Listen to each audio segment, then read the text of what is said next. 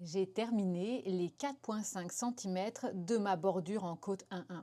Il est temps maintenant de commencer le corps du bonnet. Et pour ça, nous allons changer d'aiguille. Donc, je vais prendre l'aiguille 4 mm pour moi, mais vous allez prendre l'aiguille 0,5 mm plus grande que celle que vous avez utilisée pour les côtes si vous en avez besoin pour atteindre le bon échantillon. Alors, comment est-ce qu'on fait pour transférer l'émail que l'on a sur la petite aiguille sur la grande? Eh bien, regardez, c'est très simple. Vous pouvez, pour ce rang-là, enlever votre anneau repère et simplement, nous allons tricoter tout le rang à l'endroit, mais avec la nouvelle aiguille.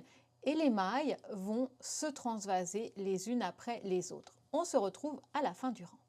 Et voilà la dernière maille du rang. Je peux enlever maintenant la petite aiguille, on n'en aura plus besoin, on peut la ranger. Je reprends mon anneau repère et je le place au début de mon aiguille, voilà.